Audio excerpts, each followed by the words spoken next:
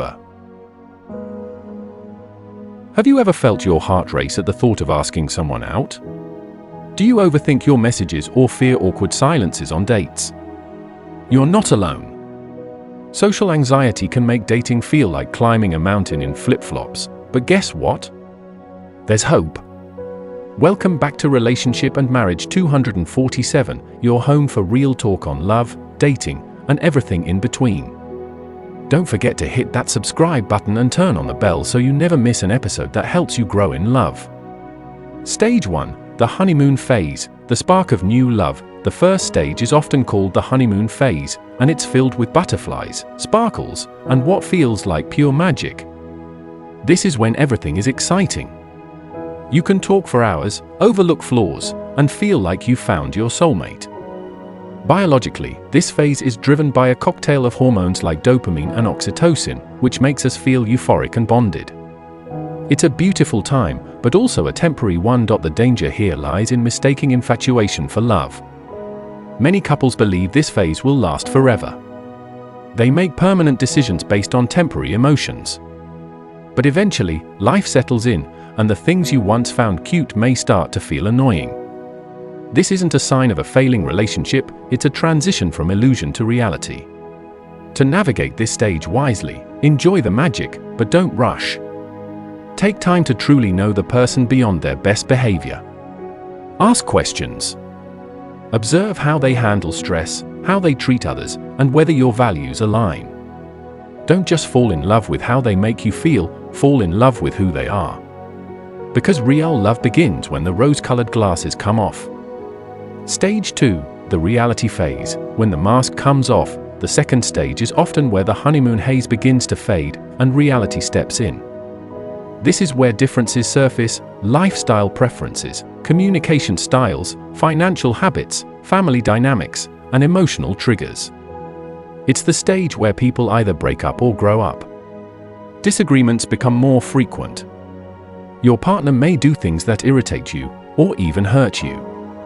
You might begin to question if you're truly compatible. But here's the secret, this is a necessary stage. Conflict isn't the enemy of love, avoidance is. Growth only happens when we face discomfort together. The key to surviving this phase is emotional maturity and communication. Learn to express concerns without blaming, and listen without defensiveness. Set healthy boundaries. Understand that love isn't just a feeling, it's a decision, a daily choice to understand, forgive, and compromise. Biblically, this echoes Proverbs 27 verse 17, as iron sharpens iron, so one person sharpens another. Conflict handled right doesn't destroy love, it refines it. If you're in this stage, don't run, grow. Because the deeper your roots, the taller your love can stand.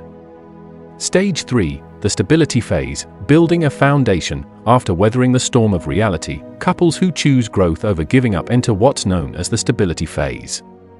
This is the season where the relationship matures, trust deepens, and emotional safety becomes the norm. You no longer idealize each other, instead, you accept one another, flaws and all. Here, you begin to build a shared life, grounded in mutual respect, understanding, and compromise. The spark may not burn as wildly as it once did, but it glows with a warm, consistent flame. Routines are established. Roles are clarified. You feel safe, not because there's no conflict, but because you now know how to handle it. This is also where emotional intimacy blossoms. You don't just talk, you connect. You listen with empathy, support without judgment, and sacrifice with joy. It's the stage where two become a true team. However, the challenge here is complacency. The relationship becomes comfortable, and sometimes couples begin to take each other for granted. Passion may fade if it's not intentionally nurtured. Communication can fall into autopilot. To thrive in this stage, couples must be deliberate about maintaining emotional, spiritual, and physical connection. Biblically, this phase reflects Ecclesiastes 4 verses 9 to 10, two are better than one. If either of them falls down, one can help the other up. It's a picture of partnership. Stability isn't boring, it's the soil where real, enduring love is cultivated.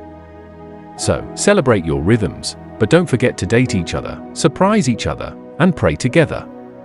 Because a stable love isn't just peaceful, it's powerful. Stage 4, the commitment phase, choosing love daily. In this phase, the relationship becomes intentional. You no longer stay together because of feelings or circumstance, you stay because you've chosen each other. Whether you're married or deeply committed, this is the stage where love becomes a covenant, not a contract. You've seen each other at your worst. You've walked through highs and lows. And now, you're making long-term decisions together, buying a home, building a family, creating a legacy. You're aligned not just in affection, but in vision. Commitment is tested by time and trials. When challenges come, illness, loss, financial hardship, this stage reveals the depth of your bond. Are you truly for each other, or just with each other? This stage calls for sacrificial love, the kind Jesus modeled. 1 Corinthians 13 verse 7 says, "Love always protects, always trusts, always hopes, always perseveres." It's not always romantic, but it's always real. Real love isn't loud, it shows up in quiet ways, doing the dishes without being asked, listening after a long day, standing by them when it's hard. To sustain this stage, couples must keep choosing each other daily, especially when it's inconvenient. Pray together. Plan together. Grow together. Let your love be a safe place where both people flourish individually and as one. Because commitment isn't just about staying, it's about thriving together. Stage 5, the legacy phase, love that lasts beyond you. The final stage is one few talk about, but it's perhaps the most beautiful, the legacy phase. This is when your love story isn't just about you anymore, it begins to impact others. Whether through raising children, mentoring others, serving your community, or simply being a light in a dark world, your relationship becomes a testament to enduring love. Here, your shared experiences become wisdom. The things you once fought about seem smaller now. You've grown through life seasons and still chosen each other. This stage isn't perfect, but it's full of peace. You know who you are, and you know who you're with. Couples in this stage often reflect on what their relationship stands for. What do you want to pass down? What stories do you want your children or community to tell about your love? This is where legacy becomes more valuable than lifestyle. Biblically, it echoes Psalm 128 verses 3 to 4, "Your wife will be like a fruitful vine, your children like olive shoots." Yes, this will be the blessing for the man who fears the Lord. It's a vision of a love that ripples through generations. But legacies aren't built by chance. They are crafted by consistent choices to forgive, to serve, to persevere. If you're in this stage, thank God for it and steward it well. Your love might just be someone else's hope.